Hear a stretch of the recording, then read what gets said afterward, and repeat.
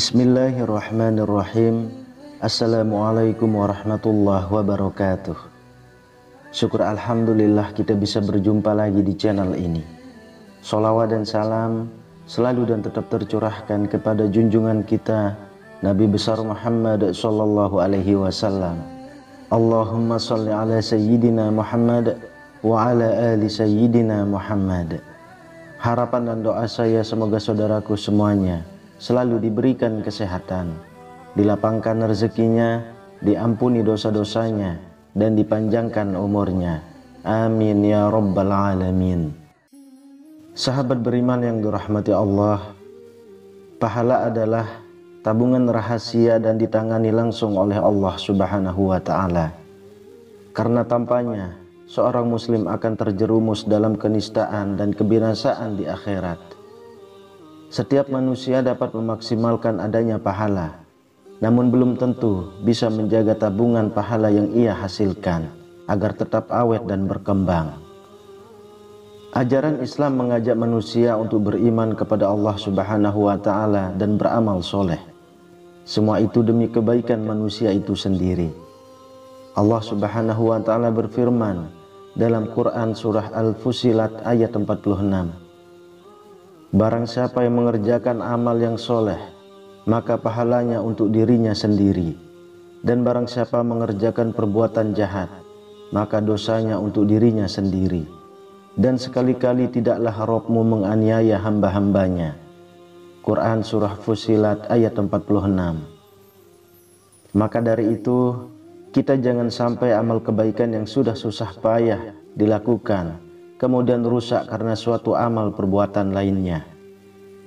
Setelah beramal soleh, maka tugas seorang mukmin adalah menjaga jangan sampai amal soleh itu rusak atau terhapus karena suatu amal lainnya. Betapa banyak orang yang beramal kebaikan dan amalan-amalan soleh lainnya, namun banyak juga pahala yang terhapus seketika.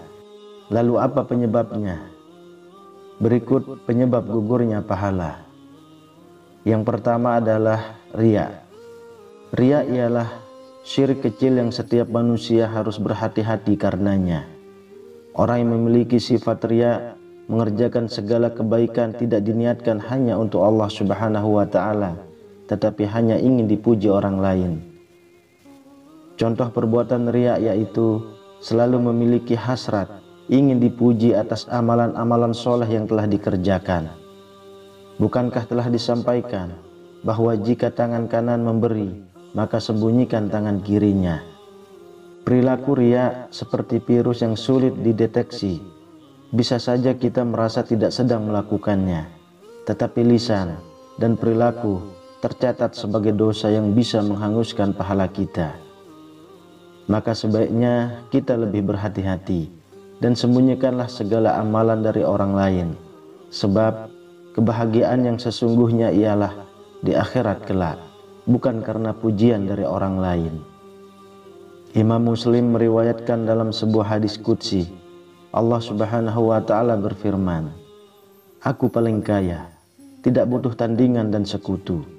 Barang siapa beramal menyekutukanku kepada yang lain, maka aku tinggalkan amalannya dan tandingannya." Lalu yang kedua, syirik. Ini adalah perbuatan menyekutukan Allah, seperti mengharap dan menyembah selain kepada Allah, percaya akan kekuatan selain kekuatan Allah, dan menyandarkan segala urusan kepada zat lain selain Allah Subhanahu wa ta'ala. Perbuatan syirik akan membuat pahala gugur dan pelakunya akan dimasukkan ke dalam neraka jahanam. Semua dosa berpeluang mendapat pengampunan dari Allah Subhanahu wa ta'ala, terkecuali dosa syirik. Betapa Allah sangat murka pada manusia yang memalingkan diri dari kekuasaannya. Dalam surah Az-Zumar ayat ke-65 telah disampaikan, "Dan sesungguhnya telah diwahyukan kepadamu dan kepada nabi-nabi yang sebelummu, Jika kamu mempersekutukan Allah, niscaya akan hapuslah amalmu, dan tentulah kamu termasuk orang-orang yang merugi. Lalu yang ketiga, murtad. Murtad merupakan orang yang memutuskan keluar dari agama Islam. Dan barang siapa yang keluar dari Islam, maka semua pahala yang telah ia kumpulkan akan gugur dan tidak bernilai apa-apa di hadapan Allah. Kelak di akhirat akan dijerumuskan ke dalam neraka sedalam-dalamnya. Allah Subhanahu wa ta'ala berfirman, barang siapa di antara kalian yang murtad dari agamanya, kemudian mati dalam keadaan kafir, maka mereka itulah orang-orang yang terhapus amalannya di dunia dan akhirat. Dan mereka itulah penghuni neraka, mereka kekal berada di dalamnya. Quran Surah Al-Baqarah ayat 217. Yang keempat, mengungkit-ungkit sedekah. Tidak diperbolehkannya seseorang mengungkit sedekah dan pemberian yang diserahkan pada si penerima. Apalagi jika berharap penerima sedekah tersebut untuk berbuat baik, adalah suatu dosa dan bisa menggugurkan pahala amalan sedekah tersebut.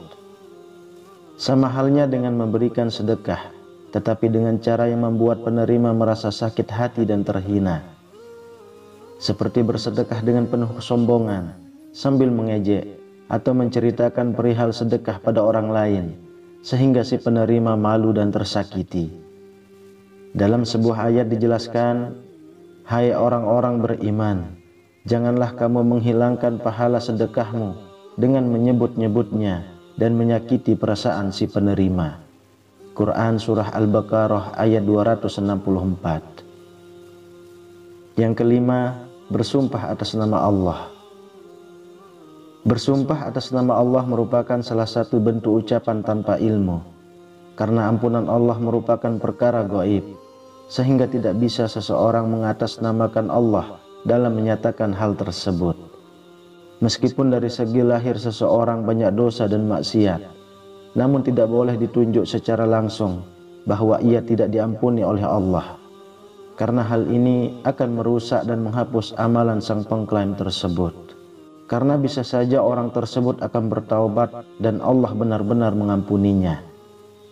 Dalam hadis Jundub radhiyallahu anhu, bahwasanya Rasulullah Shallallahu alaihi wasallam mengisahkan ada seseorang berkata, demi Allah, Allah pasti tidak akan mengampuni si fulan. Maka Allah Ta'ala berfirman, siapakah yang bersumpah atas namaku bahwa aku tidak akan mengampuni si fulan? Sesungguhnya aku telah mengampuni si fulan dan aku menggugurkan amalmu. Hadis riwayat Muslim. Kemudian yang keenam, durhaka terhadap kedua orang tua. Orang tua adalah orang yang mesti kita hormati. Namun jika kita durhaka kepada mereka, maka gugurlah pahala amalan yang telah dikerjakan.